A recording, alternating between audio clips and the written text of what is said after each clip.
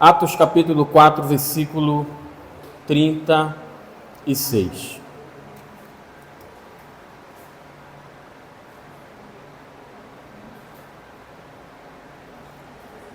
Todos acharam?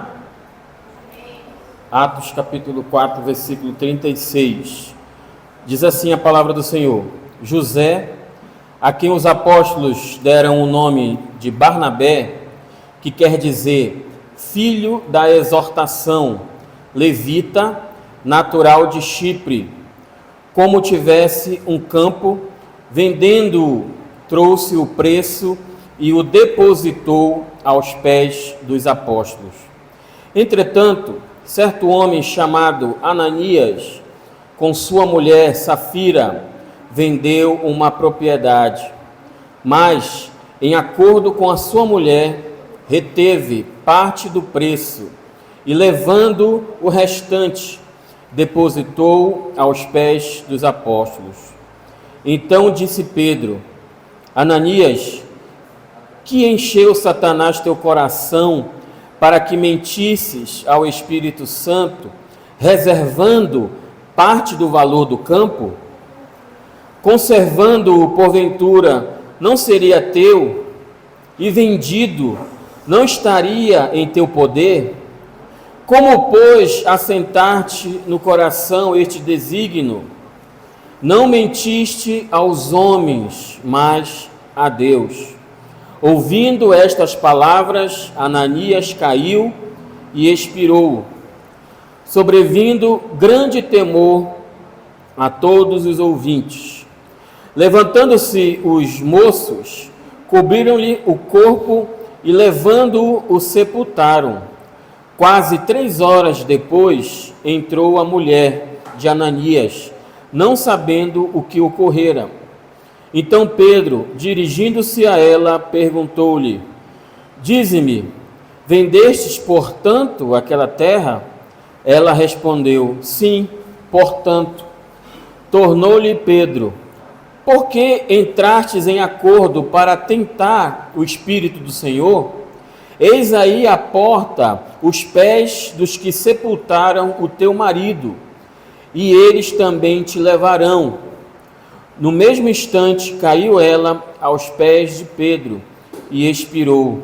Entretanto os moços acharam-na morta e, levando-a, sepultaram-a junto do marido.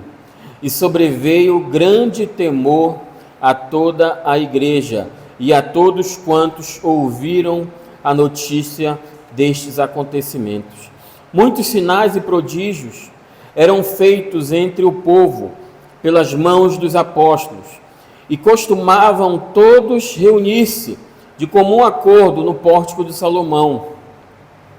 Mas dos restantes ninguém ousava ajuntar-se a eles, porém o povo lhes tributava grande admiração, e crescia mais e mais a multidão de crentes, tanto homens como mulheres, agregados ao Senhor, ponto de levarem os enfermos até pelas ruas e os colocarem sobre os leitos e macas, para que, ao passar, Pedro, ao menos a sua sombra se projetasse em algum deles.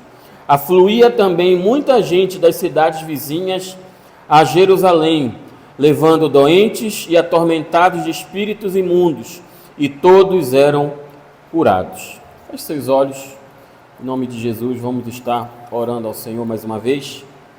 Pai, muito obrigado por essa noite, obrigado pela vida de cada um que o Senhor trouxe para este lugar com o propósito de ouvir a Tua voz, de Te adorar, de Te engrandecer. Que nessa noite o Senhor venha falar aos nossos corações aquilo que nós precisamos ouvir, aquilo que nós precisamos receber enquanto igreja do Senhor.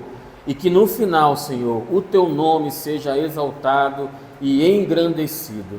É isso que eu Te peço, Senhor, em nome de Jesus. Amém e amém. Glória a Deus. Queridos, então aqui nós temos um acontecimento narrado aqui no versículo 36, que é a generosidade que envolve a vida de Barnabé. E nós já havíamos falado na ministração passada que em tempos de avivamento, Deus toca nos corações com generosidade, com liberalidade. Em tempos de avivamento, Deus toca nos corações de homens e mulheres para contribuir mais e mais na obra do Senhor.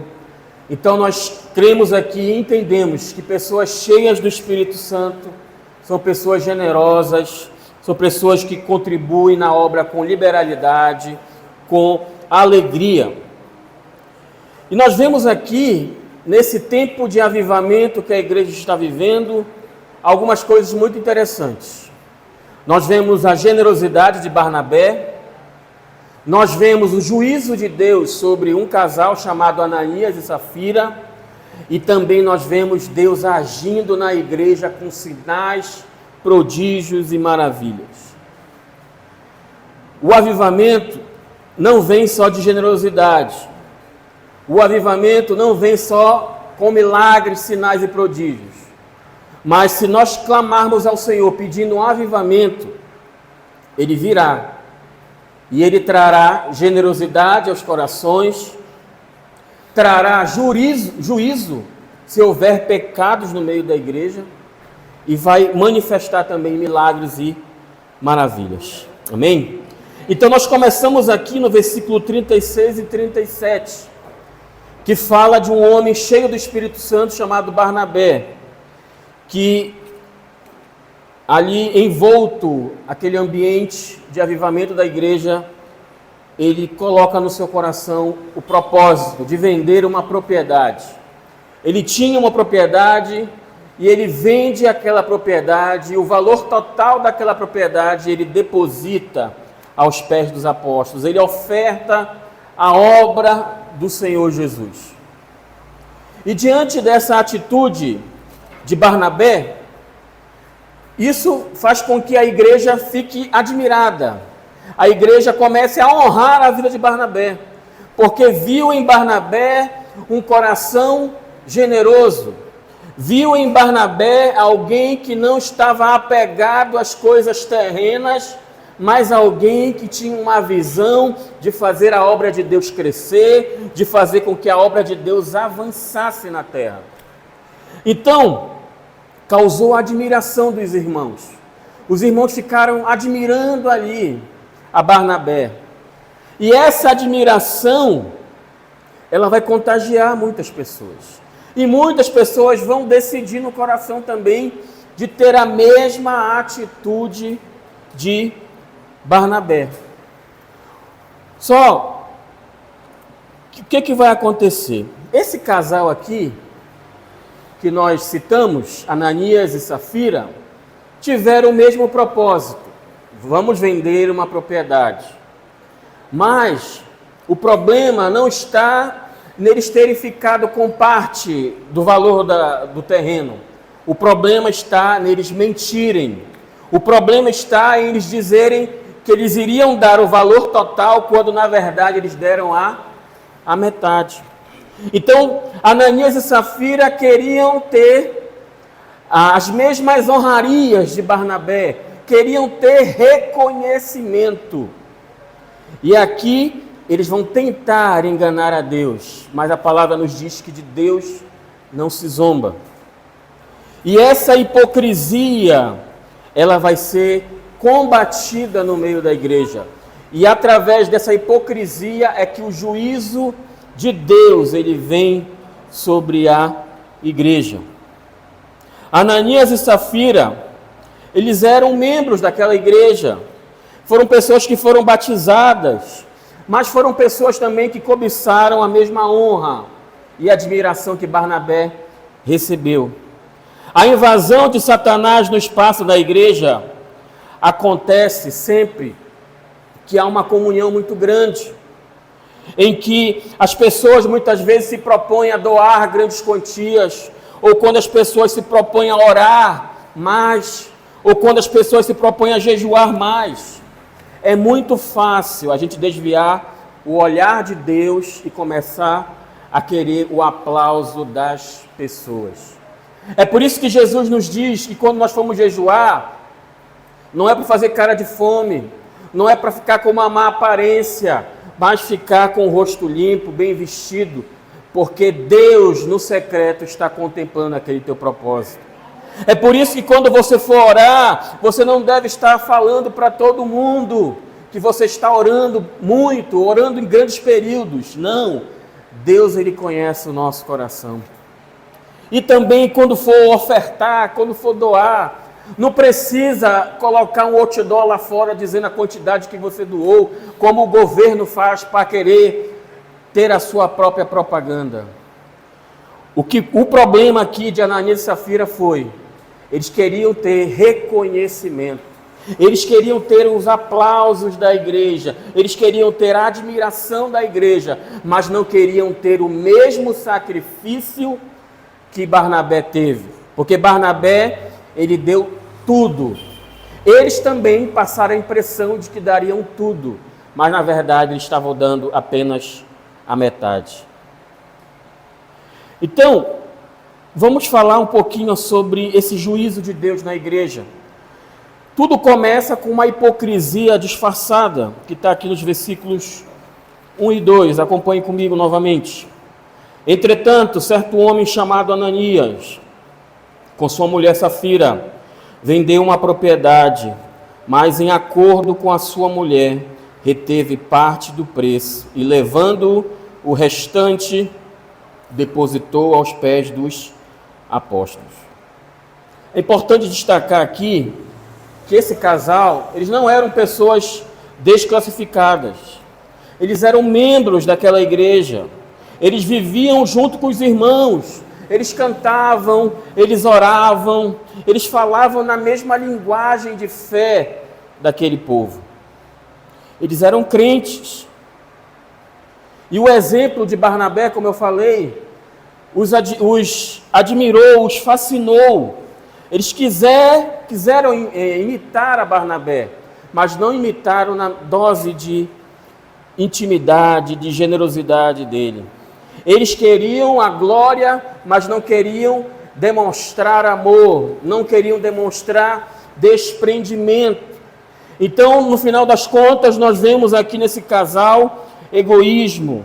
Nós vemos neles busca de aplausos, busca de reconhecimento. Eles queriam as glórias dos homens. Eles eram hipócritas e estavam trazendo ali uma falsa misericórdia e compaixão com os necessitados. E a hipocrisia é uma dissimulação deliberada. É a tentativa que o homem tem de querer fazer com que as pessoas acreditem que ele é muito espiritual, quando na realidade não é nem um pouco espiritual. E o nome Ananias significa cheio de graça. Mas Ananias aqui vai descobrir também que Deus é um Deus de justiça e de santidade.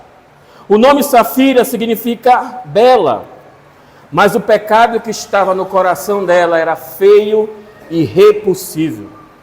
E aqui a palavra que Lucas usa, o verbo reteve, ele é a mesma palavra que foi usada na Bíblia quando vai descrever a ação de Acã. Para quem não lembra, Acã foi um dos soldados do exército de Israel. Deus havia dado a vitória para Israel sobre a cidade de Jericó, mas Deus havia dado uma ordem para que ninguém levasse nenhum dos despojos da guerra. E esse homem chamado Acã desobedeceu a ordem de Deus e levou para si despojos de guerra. Ele enterrou na sua casa, guardou ali. E quando Israel então vai para a próxima guerra, para uma cidade bem pequena, a cidade de Ai, o exército de Israel é derrotado ali naquela cidade. E eles começam a se perguntar, mas como? Se diante de uma grande cidade de Jericó nós fomos vitoriosos, por que diante de uma cidade tão pequena nós fomos derrotados? E Davi começa a questionar o Senhor, na verdade Josué, começa a questionar o Senhor, por que isto está acontecendo com o seu povo? E Deus diz então que alguém havia desobedecido a ordem de Deus. Então veja aqui que o pecado de uma pessoa trouxe prejuízo para toda uma nação. Às vezes, queridos, o pecado de um irmão, ele vai causar um problema para toda a igreja. Por quê? Porque a igreja do Senhor é o corpo de Cristo. Quando uma parte do corpo está doente, todo o corpo fica doente. Então nós temos que ver a importância que nós temos em relação à nossa comunidade. O pecado que você comete, ele não afeta apenas a sua vida, mas ele vai afetar também a comunidade, a igreja em que você está inserido. E aqui, o mesmo estava prestes a acontecer. Ananias e Safira estavam trazendo um pecado muito grande para a igreja. Por isso que Pedro vai agir da forma como agiu. Os versículos 3 e 4 vão falar já de Pedro desmascarando essa hipocrisia que estava sobre Ananias e Safira. Vamos ler.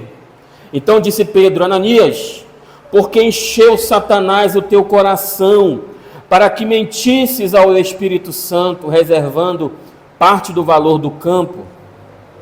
Conservando porventura não seria teu, e vendido não estaria em teu poder?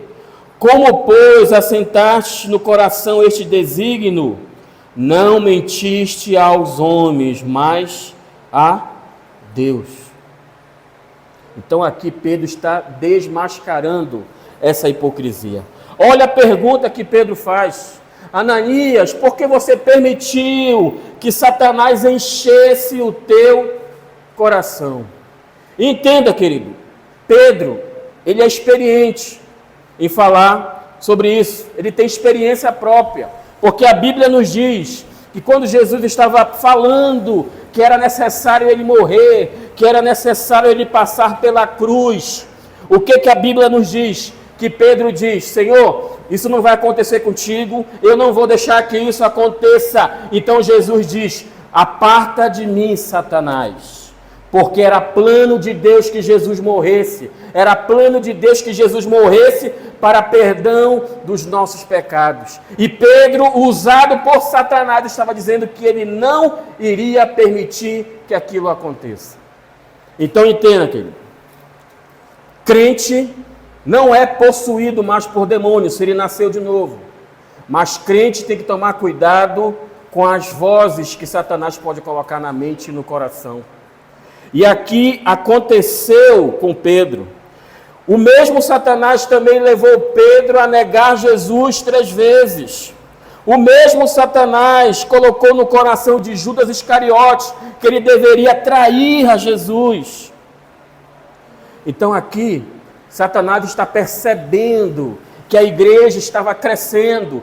Passou de 3.000 para 5.000, a igreja estava avançando. Então Satanás primeiramente tentou atacar a igreja com a perseguição, colocou os judeus para perseguirem, para prender a Pedro e a João, mas a perseguição, ela não parou a igreja. Então eles tentaram atacar de fora para dentro, não deu certo. Então agora Satanás está infiltrando alguém dentro da igreja para trazer divisão na igreja, para trazer perdição para a igreja, para fazer com que a igreja não cresça mais.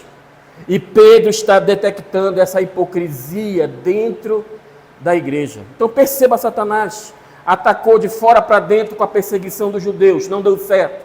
Agora ele ataca de outra forma. Ele coloca pensamentos, ele coloca intenções no coração dos crentes dentro da igreja. Então, quando Satanás ele vai agir na vida de alguém com esses pensamentos, cabe ao homem, cabe a eu e a você interpretar que aquilo não é de Deus e que precisa ser repreendido. Então, às vezes, Satanás vai colocar pensamentos na tua mente, mas você precisa entender que não é a vontade de Deus, você precisa ter esse discernimento. Então, Satanás havia derramado essas sugestões malignas no coração daquele casal. E eles tinham que decidir se iriam resistir ou se iriam aceitar. Infelizmente, eles aceitaram. Eles caíram na armadilha. e resolveram hipocritamente mentir ao Espírito Santo. Eles decidiram enganar a igreja de Jesus. E aqui Pedro vai fazer uma segunda pergunta: o que fez com que você guardasse para si parte do preço do terreno? E Paulo, lá em Coríntios, ele nos diz que Deus ama aquele que dá com alegria. Deus, ele se alegra com o crente que dá a sua oferta, que dá o seu dízimo com alegria. Ele deseja que os seus filhos sejam generosos, que sejam voluntários, que não seja por compulsão, mas que seja de um coração grato e voluntário diante do Senhor. Eu já participei de vários cultos, em que muitas vezes o irmão pega uma nota de R$100 e ele diz para o diácono ali que está fazendo o momento da oferta: olha, tire R$20 daqui e me dê os 80 de troco, por favor. Aquele irmão, ele está dando com alegria a sua oferta. O problema não foi deles terem ficado com a parte do terreno, com o dinheiro, não. O problema foi eles terem vendido e passar a mensagem à igreja de que era o total, quando na verdade não era. Eles estavam mentindo para a igreja, estavam querendo testar o Espírito Santo de Deus. Então aqui Ananias cometeu um pecado ainda mais grave do que mentir ao Espírito Santo. O pecado dele não foi apenas de mentir, mas de tentar falsificar o Espírito Santo, buscando representar aqui a sua fraudulenta ação como algo que foi inspirado. E assim, irmãos, a gente precisa tomar muito cuidado quando a gente chega e diz para as pessoas: olha, Deus mandou te dizer isso. Você está usando Deus para respaldar uma ação fraudulenta sua. Nós precisamos tomar muito cuidado com essas ações. Quando a pessoa diz: Deus mandou eu falar isso para ti, Deus mandou você fazer isso. E quando não é preciso tomar muito cuidado. Ananias não teria cometido nenhum pecado se ele vendesse a propriedade e resolvesse não dar nada para a igreja. Não havia nenhum pecado também se Ananias resolvesse vender a propriedade e colocasse no seu coração: eu vou dar metade. Não tinha nenhum problema. O problema foi que ele quis mentir. O problema foi que ele quis parecer ser muito generoso. Ele quis parecer ser como Barnabé. O problema estava em mentir à igreja e ao Espírito Santo. Quando Pedro aqui declarou que Ananias reteve parte do dinheiro, ele emprega o verbo no grego que significa nofizomai, que significa apropriar-se indevidamente. O que está acontecendo aqui? Certamente esse casal, Ananias e Safira, eles pensaram assim: bem, Barnabé deu tudo, e eles chegaram para a igreja e disseram o seguinte: olha, igreja, nós temos uma propriedade, nós vamos vender e vamos dar tudo também. Esse verbo aqui significa apropriar-se indevidamente. Significa o quê? Que ele havia prometido dar à igreja o total, mas na verdade ele deu apenas a metade. Então ele estava se apropriando de algo indevido, porque ele havia dito que iria entregar o total. Então o problema aqui, queridos, de Ananias e Safira, foi falta de integridade. Eles não eram apenas avarentos, mas eles eram também ladrões e mentirosos. Eles queriam o reconhecimento dos homens, queriam os aplausos, o crédito, o prestígio, mas não queriam demonstrar generosidade sacrificial. Assim, a motivação do casal ao dar não era aliviar os pobres, mas era ter reconhecimento na igreja. E a gente precisa tomar muito cuidado com isso. Reconhecimento, aplauso de homens, porque o único que deve ser adorado e exaltado na igreja é o Senhor Jesus. Amém? Então, essa hipocrisia de Ananias e Safira vai ser condenada. Acompanhe comigo agora os versículos 5 e 6. Ouvindo estas palavras, Ananias caiu e expirou, sobrevindo grande temor a todos os ouvintes. Levantando-se os moços, cobriram-lhe o corpo e levando-o sepultaram. Então aqui o pecado que estava escondido tornou-se revelado. E o pecado que foi revelado tornou-se julgado. Tudo aquilo que está escondido no meio da igreja vai ser revelado um dia. A igreja, ela precisa se arrepender. Nós precisamos nos arrepender das nossas hipocrisias. E aqui essa hipocrisia foi desmascarada e condenada. O pecado aqui, embora oculto, ele produz morte, ele produz derrota. Se Satanás tivesse êxito com aquele casal ali, vivendo daquela forma hipócrita, a igreja não avançaria. O fermento de Satanás, que foi a hipocrisia, ele não poderia permanecer na igreja do Senhor. Então aqui Deus extirpou a hipocrisia da igreja e tratou de forma radical com Ananias para preservar a sua igreja. Sabe, a gente vê muito aí as pessoas falando que quer um avivamento, que quer o novo de Deus, que quer ver os sinais, mas avivamento, ele não traz só sinais e prodígios, nós estamos vendo aqui.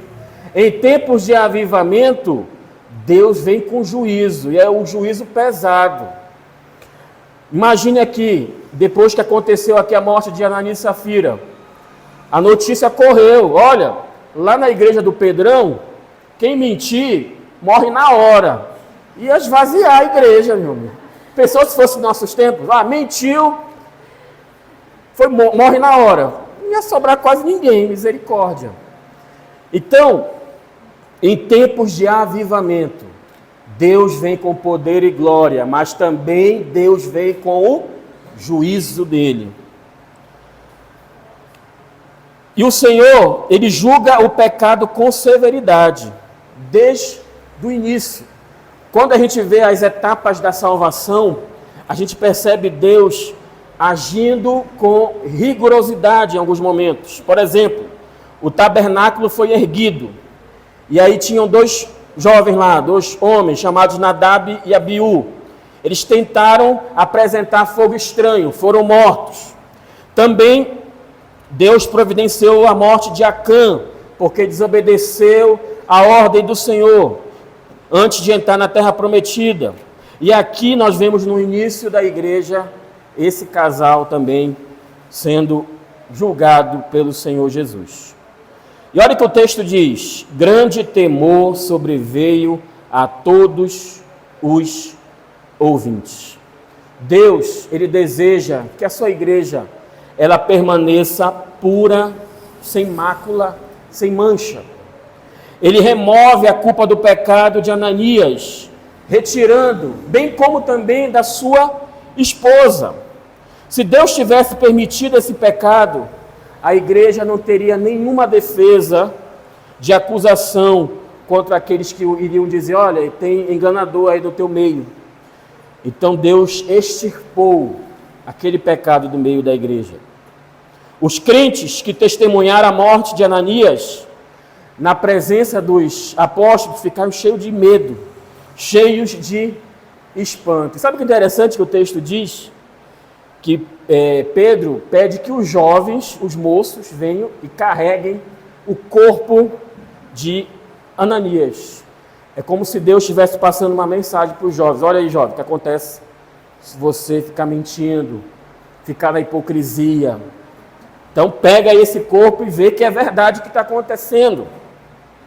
Então Deus exerce uma vingança sobre os enganadores. É isso que nós vemos aqui. Então Ananias morreu. Agora vai chegar a sua esposa. Vamos lá, versículo 7 ao 10. Quase 3 horas depois, entrou a mulher de Ananias, não sabendo o que ocorrera. Então Pedro, dirigindo-se a ela, perguntou-lhe: dize-me, vendeste, portanto, aquela terra? Ela respondeu: sim, portanto. Tornou-lhe Pedro: por que entrastes em acordo para tentar o Espírito do Senhor? Eis aí a porta aos pés dos que sepultaram o teu marido, e eles também te levarão. No mesmo instante, caiu ela aos pés de Pedro e expirou. Entrando os moços, acharam-na morta e, levando-a, sepultaram-a junto do marido. O marido dela, Ananias, morreu. Não informaram para ela, não falaram nada. Talvez ela percebeu que o marido demorou. Poxa, o marido foi para a igreja, não chegou ainda, passaram-se 3 horas. Vou lá na igreja saber o que aconteceu. Quando Safira chega, a primeira coisa que Pedro dá é uma oportunidade para ela de arrependimento. Pedro pergunta: foi por tanto que vocês venderam a propriedade? Foi por 50 mil, 40 mil? Foi esse o valor que vocês deram na propriedade? Ela teve a oportunidade de se arrepender. Ela teve a oportunidade de dizer: não, nós mentimos, não foi esse valor. Mas ela estava combinada com o seu marido. Ela arquitetou o mal com o seu marido. E ela então diz a Pedro: sim, foi esse valor mesmo que nós vendemos. E aqui, com essa resposta, Pedro percebe que ela está persistindo no erro, que ela está persistindo no seu pecado. Eles fizeram aqui um pacto de mentira. Eles entraram em comum acordo, não só para mentir a Deus, mas para tentar o Espírito do Senhor. O pecado deles foi planejado. Eles deliberaram de forma hipócrita como eles iriam agir. Houve uma aliança para o mal. E por isso que o juízo de Deus vai se repetir sobre a sua esposa, Safira. Ela teve a oportunidade, mas mesmo assim ela resolveu permanecer na mentira. E no versículo 11, então, nós temos essa hipocrisia sendo derrotada. E sobreveio o grande temor a toda a igreja e a todos quantos ouviram a notícia destes acontecimentos. Mais uma vez, Lucas vai usar a expressão aqui, grande temor, para falar de um estado de medo mesmo que a igreja estava diante daquela situação. A intervenção divina para fazer parar o engano naquela igreja. Deus estava agindo de maneira dura para eliminar o problema naquela igreja. Os crentes deveriam saber que Deus, Ele não condena riquezas, Deus não condena os ricos, Deus não condena as pessoas opulentas, mas Ele pune de maneira rigorosa aqueles que querem enganar aos homens e mulheres de Deus, aqueles que querem enganar a Deus e a sua igreja. E o texto nos diz então que houve esse grande temor. E esse temor, ele vai por toda a região. Homem vai espalhando para outros homens, as mulheres vão espalhando para as outras mulheres. Olha, tinha um casal naquela igreja que resolveu mentir para Deus e para a igreja e foram mortos. Então o boato vai correr por toda a cidade de Jerusalém e também pelas cidades vizinhas, de que com Deus não se zomba, com Deus não se escarnece, ninguém pode enganar o Senhor. E a Bíblia vai dizer que os incrédulos, eles vão ter medo de ir para a igreja. Por que eles vão ter medo? Porque eles têm a certeza de que para ir à igreja, para estar junto à igreja, eles precisam largar os seus pecados. Eles precisam largar os seus maus caminhos. Hoje, infelizmente, muitos incrédulos, pessoas que não conhecem a Deus, têm se afastado da igreja, não por causa da santidade que há nela, mas sim por causa da corrupção e da mentira, infelizmente. É interessante dizer também que aqui nesse versículo 11, é a primeira vez que é citado a palavra igreja no livro de Atos. E Deus estava cuidando da sua igreja. Jesus estava cuidando da sua igreja. O próprio Jesus nos disse que as portas do inferno não prevaleceriam contra a igreja do Senhor. Então o próprio Jesus estava cuidando da sua igreja. Então na morte aqui de Ananias e Safira, há um ato de julgamento de Deus. Há um ato do Senhor preservando a sua igreja. Amém? Nós já vimos a generosidade de Barnabé, vimos o juízo de Deus, e agora a gente vê dos versículos 12 a 16, mais e mais da manifestação do poder de Deus. Sinais e prodígios vão seguir a igreja do Senhor. Vamos ler novamente aqui o versículo 12. Muitos sinais e prodígios eram feitos entre o povo pelas mãos dos apóstolos, e costumavam todos reunir-se de comum acordo no pórtico de Salomão. Então, queridos, em tempos de avivamento, Deus ele age também com poder e glória. Aqui, os sinais, os prodígios não são o evangelho, mas ele serve como uma oportunidade para o evangelho ser pregado. Ele serve como algo que vai atrair as pessoas para ouvir a palavra do Senhor. E o versículo 13 vai dizer ainda mais que o povo ele vai ter temor e respeito pela igreja do Senhor. Versículo 13: mas dos restantes ninguém ousava ajuntar-se a eles, porém o povo lhes tributava grande admiração. Os descrentes, os incrédulos, eles admiravam a igreja, eles admiravam a santidade da igreja, eles admiravam o amor que existia entre os irmãos, eles admiravam o que a igreja estava vivendo naquele tempo.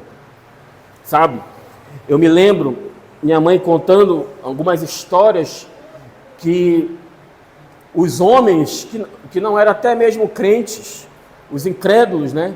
Eles queriam casar com as crentes, porque eles viam nas crentes mulheres que tinham temor a Deus, mulheres que tinham o desejo de agradar ao Senhor, e por isso iriam ser boas esposas. Então existia esse contexto, e a igreja ela precisa voltar à sua pureza. A igreja precisa voltar à sua santidade. A igreja precisa voltar às primeiras obras. O mundo ele tem que olhar para nós e nos admirar como pessoas que compram e pagam as suas dívidas, como pessoas que perdoam, como pessoas que têm compaixão e misericórdia no seu coração. A igreja precisa voltar a ter admiração dos incrédulos. E no versículo 14, Lucas vai falar sobre esse crescimento da igreja. Perceba que Lucas, nos primeiros capítulos de Atos, ele fala que a igreja cresceu 3.000 membros, depois a igreja passou a ter 5.000, chega um momento que a igreja cresce tanto, que ele não fala mais de números. Acompanhe comigo aqui o versículo 14, olha o que ele diz: e crescia mais e mais a multidão de crentes, tanto homens como mulheres, agregados ao Senhor. A igreja do Senhor foi perseguida de fora para dentro, através dos judeus, não deu certo. A igreja foi agora atacada por Satanás de dentro para fora, com a hipocrisia de Ananias e Safira, não deu certo, porque ninguém pode parar. Essa é a obra do Senhor, a obra do Senhor é santa, Ele é responsável pela sua obra. Dê um forte aplauso a Jesus por isso.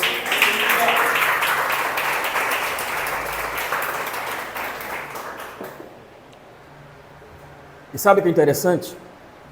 A história do Ananias e Safira, ela serviu para tirar os curiosos, ela serviu para tirar aqueles que só queriam usufruir dos bens da igreja, das maravilhas que a igreja oferecia, porque a Bíblia diz que eles compartilhavam os seus bens. Ninguém passava fome na igreja, porque eles compartilhavam os seus bens, eles alimentavam os necessitados. Então era normal vir aquelas pessoas interesseiras no meio da igreja, mas que não haviam nascido de novo.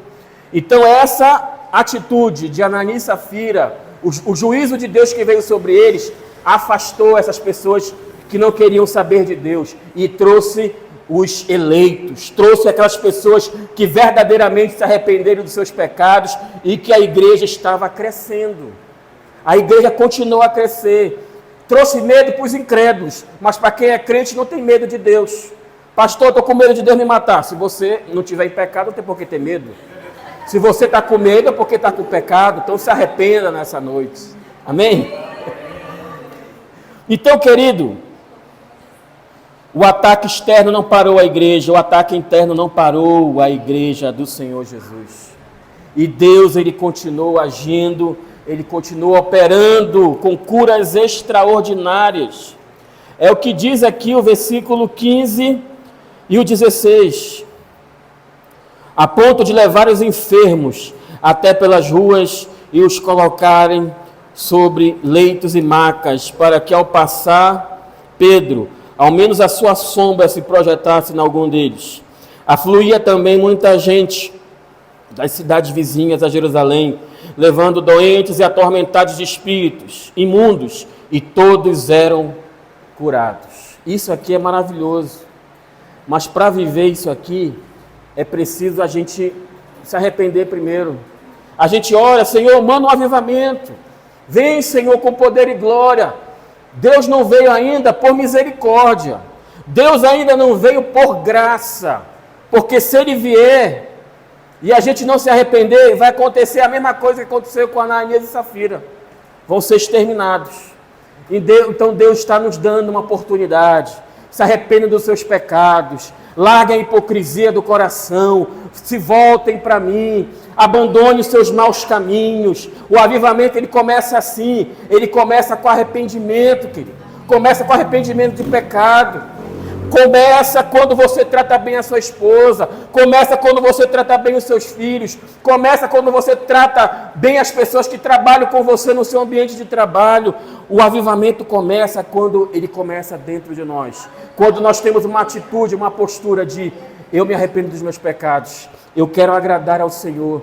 Eu não quero o aplauso dos homens, mas eu quero que o nome de Jesus seja engrandecido. Se nós quisermos viver esse avivamento, precisamos primeiramente se arrepender dos nossos pecados, nos voltar ao Senhor, para que Ele venha e manifeste seu poder e a sua glória. Fique de pé.